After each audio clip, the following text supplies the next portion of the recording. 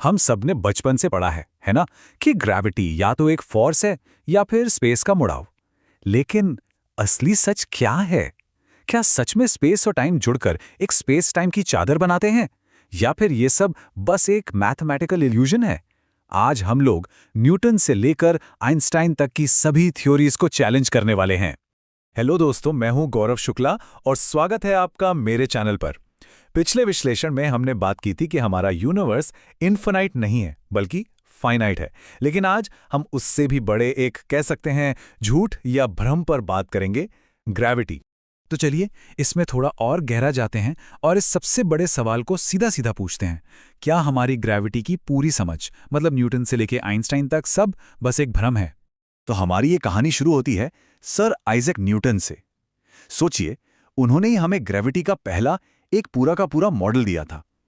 एक ऐसी अनदेखी ताकत, एक अदृश्य बल, जो एक छोटे से सेब के गिरने से लेकर विशाल चांद के अपनी जगह पर टिके रहने तक सब कुछ कंट्रोल करती है। तो न्यूटन ने क्या कहा? उन्होंने बताया कि हर चीज जिसमें मास है वो दूसरी चीज को अपनी तरफ खींचती है, एक अनदेखा फोर्स। और देखिए, सच कहूं तो अर्थ के लेवल पर ना ये थियरी बिल्कुल परफेक्ट काम करती है। पेड़ से सेब का गिरना हो या बड़े बड़े पुल बनाने हो, न्यूटन की फिजिक्स आज भी सॉलिड है। लेकिन इसमें एक बहुत बड़ी कमी थी। सवाल यह था कि आखिर ये अनदेखा फोर्स इतनी दूर से बिना किसी फिजिकल कनेक्शन के खाली स्पेस में ट्रैवल कैसे करता है? ये एक ऐसा सवाल था जिसका जवाब न्यूटन के पास भी नहीं था। और फिर न्यूटन के इस अधूरे सवाल का जवाब देने के लिए लगभग 200 साल बाद एंट्री होती है एल्बर्ट आइंस्टाइन की। उन्होंने तो ग्रेविटी को एक फोर्स की तरह देखना ही बंद कर दिया। उन्होंने इसे समझने का पूरा नजरिया ही बदल के रख दिया। जरा सोचिए, 1687 में न्यूटन कहते हैं कि ग्रेविटी एक फोर्स है, और फिर सीधे 1915 में आइंस्टाइन आते हैं और कहते हैं नहीं, ग्रेविटी फोर्स नहीं है, ये तो ज्योमेट्री है। ये एक बहुत ही बड़ा रेवोल्यूशनरी बदलाव था सोच में। तो इन दोनों में अंतर क्या था? देखिए, न्यूटन के लिए ग्रेविटी एक खिंचाव था, एक अनदेखी ताकत। लेकिन आइंस्टाइन ने कहा ग्रेविटी कोई फोर्स है ही नहीं। उनके लिए ये स्पेस टाइम का मुड़ना है, यानी कर्वेचर। आइंस्टाइन ने एक बिल्कुल नया कॉन्सेप्ट दिया जिसे हम कहते हैं स्पेस टाइम। उन्होंने कहा कि स्पेस और टाइम ये दो अलग अलग चीजें नहीं हैं, ये एक ही चादर की तरह हैं, एक 4D फैब्रिक। अब इस चादर पर जब कोई भारी चीज जैसे अपना सूरज आती है तो वो स्पेस को मोड़ देती है, उसमें गड्ढा बना देती है। और हमारी अर्थ उस मुड़ाव की वजह से ही सूरज के चक्कर लगाती है, न कि किसी अनदेखे खिंचाव के कारण। और शुरू में तो ये थ्योरी बिल्कुल परफेक्ट लगी।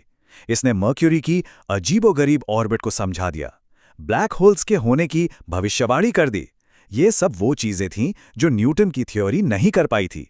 ऐसा लग रहा था जैसे हमें ग्रेविटी का फाइनल आंसर मिल गया है। लेकिन कहानी यहां खत्म नहीं होती। अब आते हैं उस पॉइंट पर जहां आइंस्टाइन की यह महान थियरी भी सवालों के घेरे में आ जाती है, जब असली दुनिया उनके गणित से मेल नहीं खाती।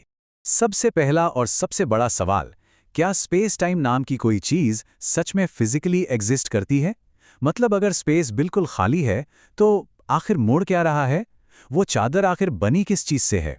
आज की मॉडर्न फिजिक्स में ऐसी कई पजल्स हैं जो स्पेस टाइम के मॉडल में फिट ही नहीं होते। जैसे कि उमुमुआ, याद है वो इंटरस्टेलर ऑब्जेक्ट जो हमारे सोलर सिस्टम से गुजरा? उसका अजीब सा एक्सेलरेशन कोई नहीं समझा पाया।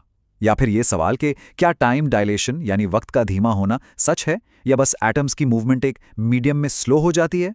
लेकिन इन सबसे बड़ी समस्या यह है कि आइंस्टाइन की थ्योरी क्वांटम लेवल पर बुरी तरह से फेल हो जाती है। और यहीं पिक्चर में आता है सबसे बड़ा रहस्य, क्वांटम एंटेंगलमेंट।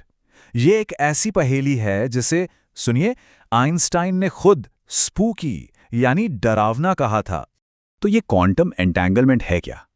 सोच के देखिए, जब दो पार्टिकल्स को आपस में लिंक कर दिया जाता है तो वो एक हो जाते हैं।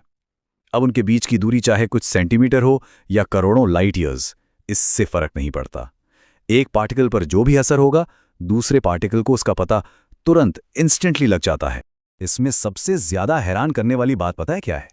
जीरो टाइम डिले, बिल्कुल जीरो। इंफॉर्मेशन उनके बीच में इंस्टेंटली ट्रैवल करती है।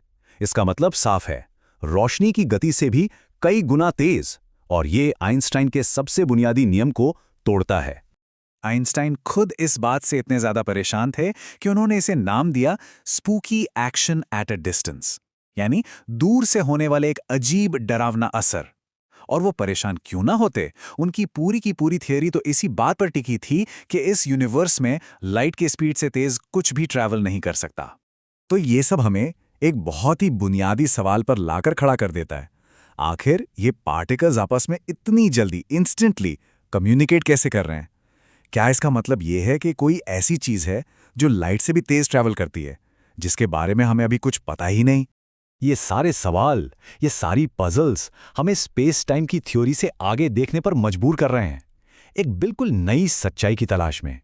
तो अब तक की हमारी जर्नी को अगर हम देखें, न्यूटन आए, उनकी थ्योरी धरती पर काम कर गई।